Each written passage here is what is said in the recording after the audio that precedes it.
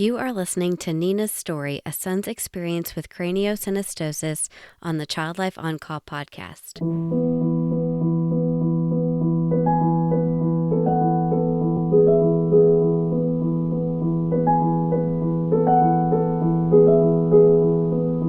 It was an experience, again, like I said, that reminded me that I don't need to always go it alone, to have the support and to have the kindness and compassion of other people who knew how scary it could be to watch your child go through an experience, like I said, that they didn't ask for and that they didn't deserve. It was really, really sweet. Hello, Child Life On Call listeners. I'm Katie Taylor, Certified Child Life Specialist, and you are listening to the first official episode of Season 2 of the Child Life On Call podcast. You just heard from Nina, a mom who will share her story with us in just a few minutes. If you are joining this podcast community for the first time, welcome. We are so glad that you are here and hope you find whatever it is that you're searching for. If you are listening today, chances are you are a parent whose child has been through difficult experiences associated with illness, medical conditions, hospitalizations, and everything in between. If that is you, please know there is a whole community of parents who have walked in your shoes and want to share their stories so that you feel less alone. These stories and more are exactly what you will find on this podcast. We talk about everything from rare medical conditions to outpatient surgeries to long hospitalizations in the ICU and so much more. What we've learned from Season 1 is that parents are finding, regardless of their child's diagnosis, there is something that they can relate to in each story shared in every episode of this podcast. I've also learned that many child life professionals and students are listening to this podcast, which is wonderful on so many levels. As child life specialists, we are constantly wanting to learn from the experience of patients and families that we are so honored to serve. So thank you to all the parents who willingly and bravely share their stories. This season, we will hear from more certified child life specialists around the country to learn more about what they do and specific tips and suggestions they have for families to make enduring medical experiences a little bit easier. Make sure you are following along with this podcast on Instagram, Facebook, and Twitter. You can find it searching for Child Life On Call.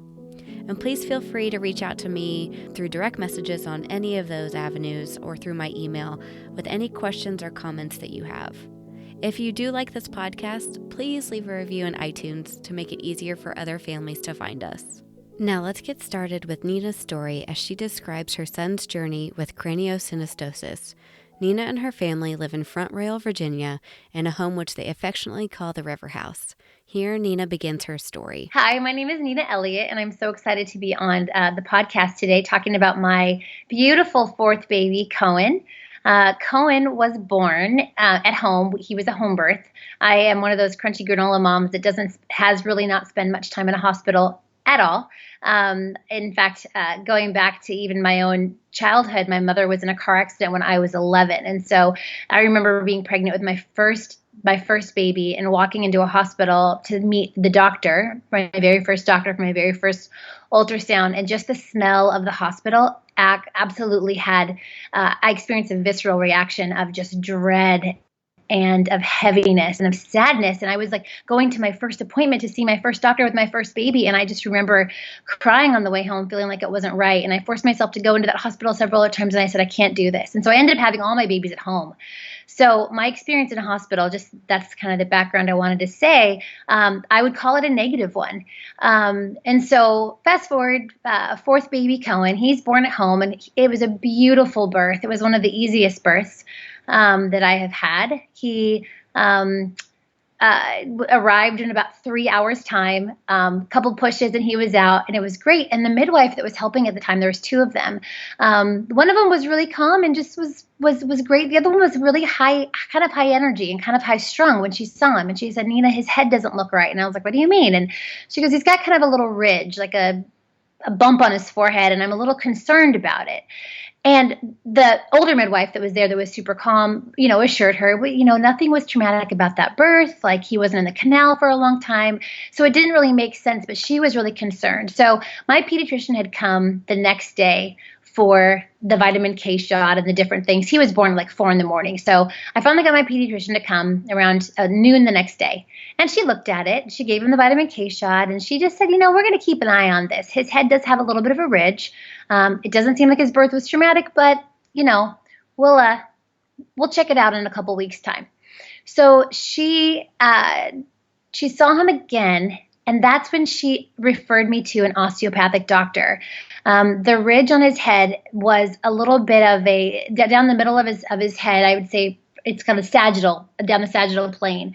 He had, I would call it like a dinosaur top, where like a triceratops has almost like a mohawk of the bone, if that makes sense. So, and then his forehead was a little protruded. Anyways, so I went to this osteopathic doctor that she referred me to. And I went 6 times, and this man was not cheap. And he was really weird, if I could just say that. Office kind of gave me the heebie-jeebies. Again, he was really quiet. And I remember sitting in the room with my baby. At this point, he was about 2 months old. And I remember asking him so many questions. What are you doing? Why are you doing that? He would lay Cohen on the table, and he would grab his head, and he would just hold his head. He would move his hips around, and then he would hold his head, and he would close his eyes. And I was just very curious what the heck was going on. And he would show me the different plates in the head and how the head has all these, there's several different plates. They all come together. There's a ridge down the center, and then there's like a Y that forms in the back. And when babies are really young, these plates are supposed to be moldable and very shapeable, because the baby's heads grow so fast the first year. And then at about the age of 2, those plates fuse together. And so he was like just very optimistic that he could just mold this thing back together. And 6 treatments later and several $100s later, I was nursing Cohen, and Katie, I looked down and I'm like, he's got a weird shaped head. I don't know what this is. And I Googled on my iPhone, babies with funny shaped heads.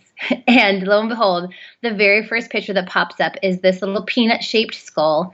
Looked exactly like my son's very narrow head, protruded forehead.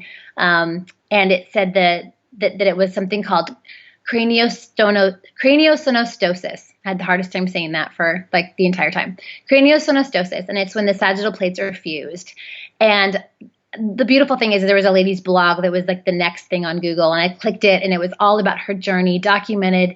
And there was a picture of her child, and his head looked exactly like Cohen's. And I read about her story, and the very thing she said that he needed was surgery, and my heart just sunk. So my next phone call was to my pediatrician, and I went over to her place in D.C., and she was horrified when she saw him. She was like, "Where have you been? He's 3 months old. I haven't seen you."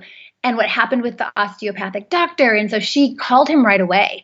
And I was like, "I'm sorry, he just didn't tell me anything after my last treatment. He just went radio silent. I didn't know what to do. So I just went to Google." And so she literally had the surgeon on the phone within the hour. And I was scheduled to go to Children's Hospital in DC like a week later. So it all happened really fast. So, and then a little background. My husband and I had a business. We were expanding into a new facility. There was so much going on with the expansion of our business, which included hiring about 40 people to add to our staff, moving into a building, moving equipment. It was absolute madness. I'm also, I think I mentioned I'm a mom of 4 kids. I was homeschooling at the time. It just felt like, are you serious? This too? So we went to meet the surgeon for the first time. And I'm sitting in a hospital, just dreading this whole thing. The surgeons, I think surgeons are a little different than maybe the rest of the hospital staff. They're wonderful people, and they're very smart people. And I met our surgeon, and he was very kind and answered all of our questions. And he measured Cohen's head, and he affirmed that he had this diagnosis.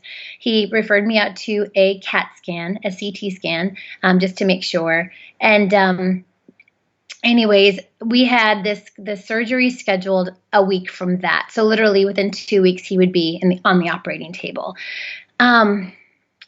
One of the things that I have learned about myself is that I don't ask for help. And one of the beautiful things about having friends that have gone through tragedies is they know how hard it is to go through a tragedy without asking for help. And I'm a very independent person. And so when I mentioned to some people at my church that this was happening, one of my friends, who happens to be one of the pastor's wives, she had a son that had leukemia. And what shocked me and surprised me was the amount of people that reached out to me during the 2 weeks before his surgery. I had all these texts and all these things come in about people, and they wanted to be there and they wanted to do all this. And not to sound cold, but I was kind of, I couldn't let this thing overwhelm me. I just couldn't. It had to be in its slot. It was like, okay, Cohen's going to have his surgery, but we also have all these other things happening. And so to have this outpouring of people just wanting to help and wanting to give and wanting to just making sure that I was okay. It was like, well, yeah, I'm okay. It's fine. Just pray for Cohen. It'll be fine. I say all that to say that I didn't know how much I needed that love and that support. I didn't know, but they knew. So fast forward the day before the surgery, and it was like all of a sudden it occurred to me that he's going to go under. I'm looking at my baby. At this point, he's 5 months old. And we opted for the less invasive surgery because at the 6-month mark, they have to go in and actually sculpt the plates of the head. And it requires a blood transfusion. And, I was just absolutely not going to have that. So we went for the less invasive, tried to get him into the surgery as soon as possible. And after sitting with the surgeon right before, he's asking us if we have any questions. And he's explaining it again, what are you going to do? And he's going to go in and he's going to take a bone, the middle bone out of his head. The bone that had fused together needs to go. And I started to just panic a little bit, like he's gonna go under. And I showed up to the hospital that morning with my baby, and I walked in. There's a little waiting area of Children's, and I have to say, Children's was not like the hospital that I remember when I was a kid. It was fun, and there was a balloon, and the day of his surgery there was a ballerina dancing on the stage down below to Mozart. I was like, what is this place? And we're walking down the halls of these brightly colored walls, and we sit down in the room to fill out the paperwork, and the team comes out to take Cohen in the back, and they let us back there, and they put Cohen in a little peach robe. And these kids came in the room and held him and were gentle and sweet with him. And then they took him in the back room, and that was it. And I was supposed to go out and wait. And when I went out to the waiting room and waited, I had friends with me who I didn't even ask to come, but they came and they brought pastries and coffee and a journal. And the journal was already full of prayers, which was so sweet. And I just sat with these friends and we laughed and we talked. My husband, however, was a hot mess. And he was beside himself. He was crying. He needed a moment. So he went into another room to just be by himself. The surgery lasted an hour. Between the time that the surgery started and the time it ended, the doctor came out with a little lock of hair and gave it to my husband. And my husband just took the hair and went into the other room and just lost it. Anyway, they came out and the surgery was beautiful. And we were escorted into a room to hold our son. And after seeing him from this head surgery, he was all wrapped in gauze and he was puffy from maybe the drugs they gave him. And he was lethargic. He was just the sweetest little angel baby. And they came in and told us the surgery was beautiful. The bone everything was great. And that he did really well. And then they were going to give me this room to recover in with my son. And it was just it was a surreal moment. And holding him for a good hour after the surgery, just cuddling him, watching him kind of rebound. And I remember going to the room that I was to stay the night with my son and laying him in the crib. And I was shocked at how resilient these kids are. But I was also surprised at how sad the whole thing made me feel. Just sad. Just that anyone has to go through this, that these little babies are born into a world and subjected to just imperfections and ordeals so young in life. Like, he didn't deserve this. He didn't need this.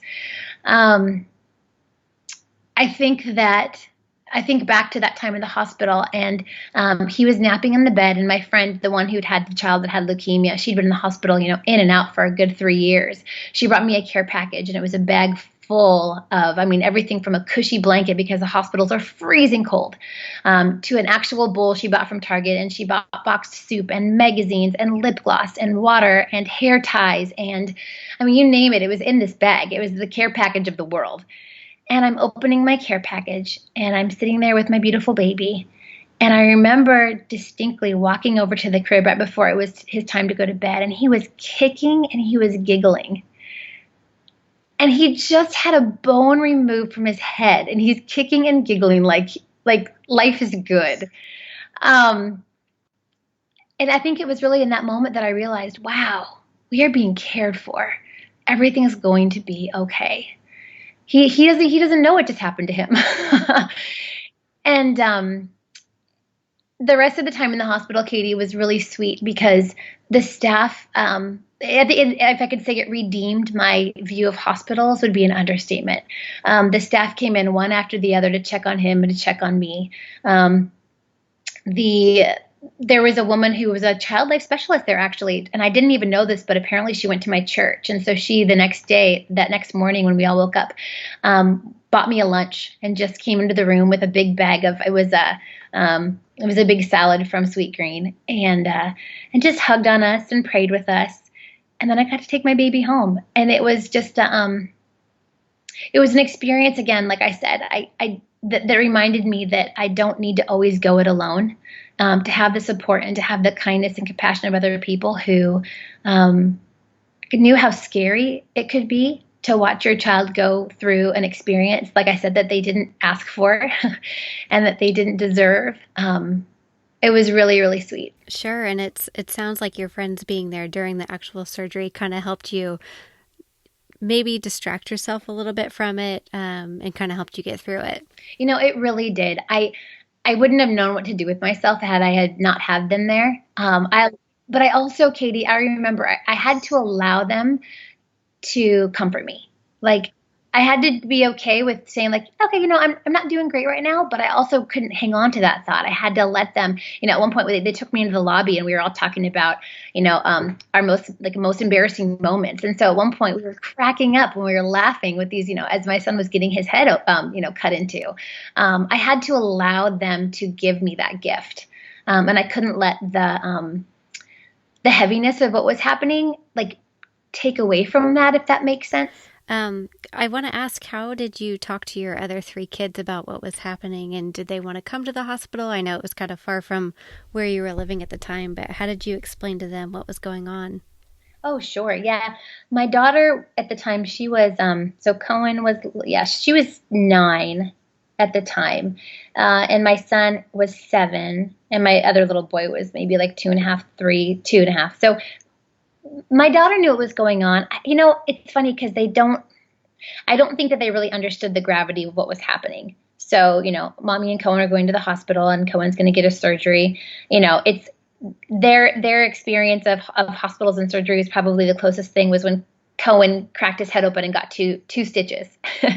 And they remembered it being a fun adventure and coming home with lollipops. And so, they weren't too scared. I think that as parents, oftentimes, we're being watched, and we don't realize, how much our stress kind of comes off onto our kids and how much they absorb that. And I think in some of my own distraction, I didn't allow them to see the stress because I didn't allow myself to fully feel the stress around them, if that makes, sense. Sure, definitely. So what was the process for the discharge? Were you kind of scared about taking this baby who just had surgery home, or what was the process like afterward? Oh, yeah, it was so crazy. So the surgeon comes in our room at 6 a.m. to check on him, pulls off the gauze hat he was wearing. And I'm thinking, oh my gosh, his head, like, what am I going to see? And under it was this beautiful little, just beautifully stitched up scar, or where it was stitched. And I asked him, I remember saying, are you going to put the hat back on? He's like, no, he doesn't need it. I was like, what? I guess just the comfort that they had, that they were just going to do this thing and then let me take him home that day. It was a little weird. At one point in the middle of the morning, he kept kicking off his monitor. And I remember saying something to the nurse that came in. I'm like, I'm so sorry, his monitor keeps coming off. She's like, Nina, he's fine. We're good. Like, really not a problem. So I just think that being around such confident people that, that things had gone so well. And the fact that they, I felt like they kind of knew best. If they were ready to send me home, I guess, sure, get me out of here. But I do remember, packing up, and I think it was like 11 o'clock. They were ready to boot us out of there. They needed the room for somebody else. And they offered me the bag of diapers I was like, thanks, I'll take these home. And we are on our way. It was weird. If I could just say it was good. It was a good weird, but it was like, wait, what? We just did that, and then I get to just go home? Sure. So, yeah. And so, what was the follow up with, or I guess after this procedure? What did you have to do? Any kind of interventions with him and his head? Oh gosh, that was actually the worst part. The surgery was the easiest part. So this all happened in April, which meant that we're in D.C. We live on a swamp, and we're approaching the summertime, and so we had to take him to a specialist. It was way the heck out there from where we lived. It was a good 45 an hour drive. So we had to go to this specialist who made him this thick acrylic helmet. And these aren't these little cute head shapers that you see a lot of babies wear, just, torticollis from like lying down on their side or on their back too much. Like this was a massive, massive like hockey helmet kind of deal, where it was molding and shaping his head. And he had to go there I want to say every week for the first month, and then every 2 weeks, and then, kind of backed him off as his head grew. He got 3 helmets he had to be sized for, and these things were so hot. So this poor little baby, lugging him around in this big, fat, thick acrylic helmet where it's see-through and you can see just the sweat beads accumulate. That was trying. I tell you, that got old really fast. He had to wear that helmet for a solid year. And then several months afterward, I want to say maybe 13, 14 months after the surgery. And even now his head is a little bit narrow. It didn't take the shape well. We had to go to the surgeon a couple of times. And I remember my very first visit with the surgeon. That wasn't fun either. You get shuffled into the room and you wait for, an hour before they even come in and see you. And then they see you for 5 seconds and they just go, "How's it going?" You go, "It's fine." They go, "Okay, great. Bye." See you in 6 months or whatever. But I remember, Cohen had to have a lot of antibiotics right before the surgery. They had to give him antibiotics, and my kids had never really been on antibiotics at all. And about a week after the surgery, he broke out in a pretty significant skin rash all over his body, really real deep red patches. And I remember being convinced it was from the antibiotics. And of course, the surgeon was like, "Oh, well, that's not true."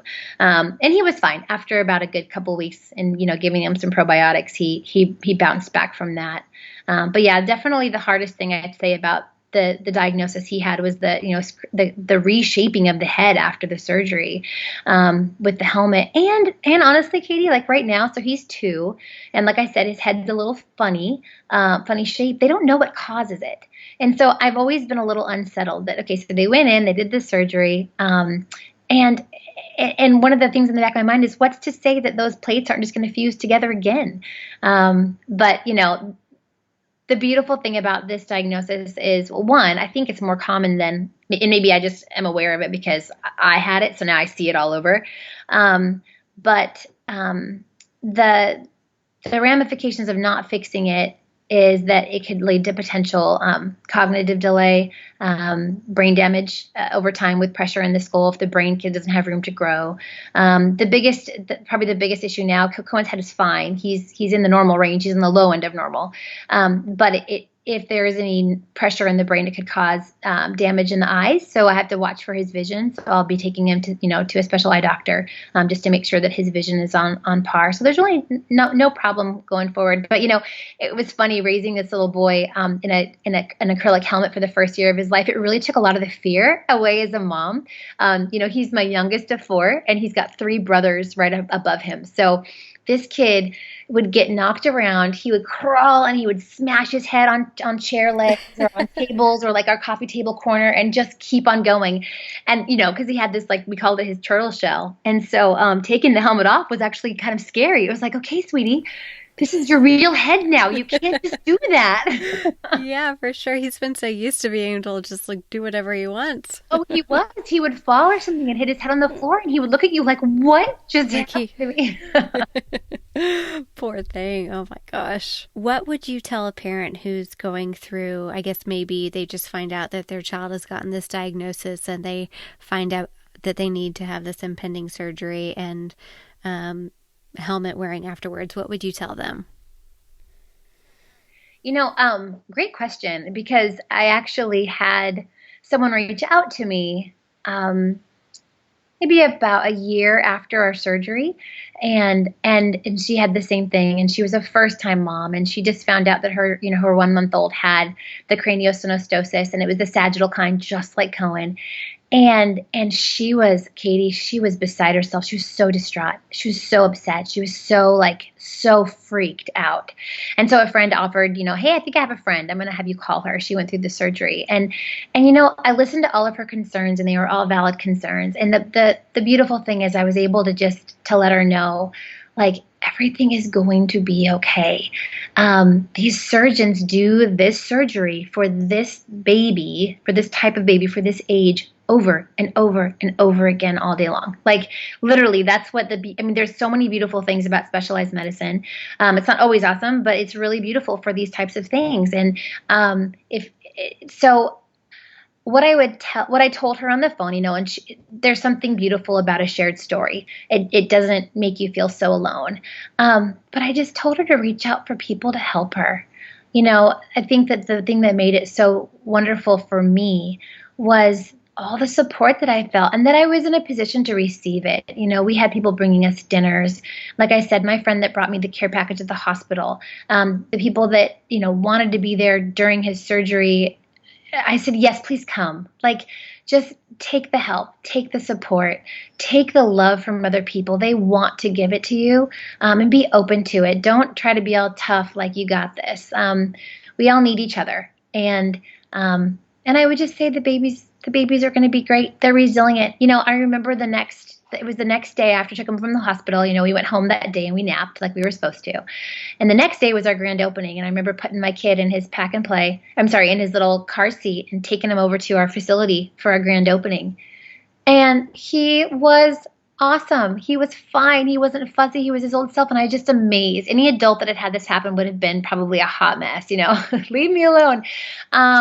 These kids are resilient and they're fighters. It's like they're born with this like fight for life. And it's really a beautiful thing to watch.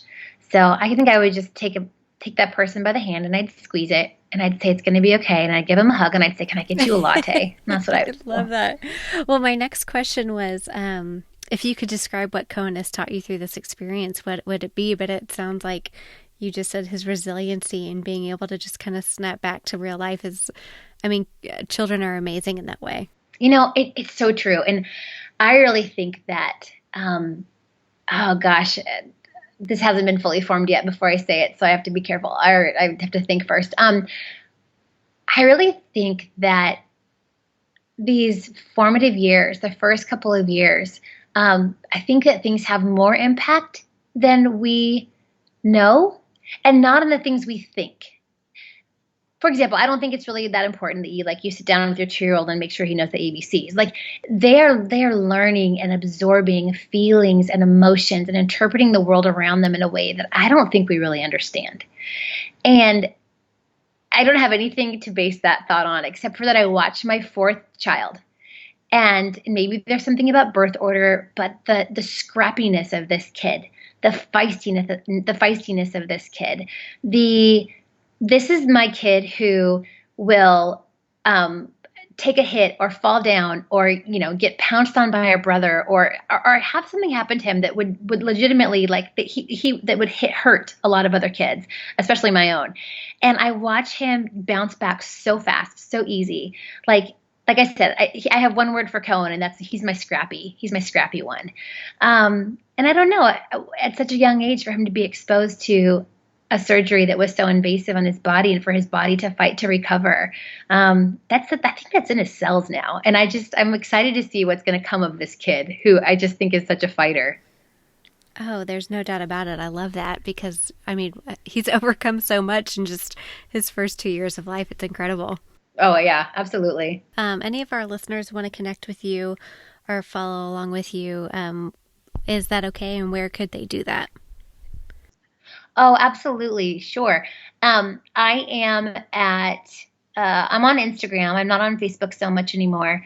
At Elliot Nina, that's my Instagram handle. And my husband and I's business, we've actually since closed our facility and now we are online. So you can always find us at truewholehuman.com. So all of our contact information is there, and there's a contact thing in the very top corner. But on Insta, you'll see lots of photos of my children, especially little Cohen. And you can get a hold of me there. Thank you, Nina, for sharing your story with our listeners today. I love the advice you gave about making a choice to receive help from those who love you, and that it truly made a difference in how you were able to cope with everything that happened to Cohen. If you'd like to connect with Nina, I will link to her Instagram and her website on my show notes and social media pages so that you can get in touch with her. The beautiful photos of Nina and her family were taken by Sonia Ruth Photography. As I said earlier, please follow along with us on social media, where you can receive updates about the families who share their stories and hear about upcoming episodes. I'm Katie Taylor. Thanks so much for listening.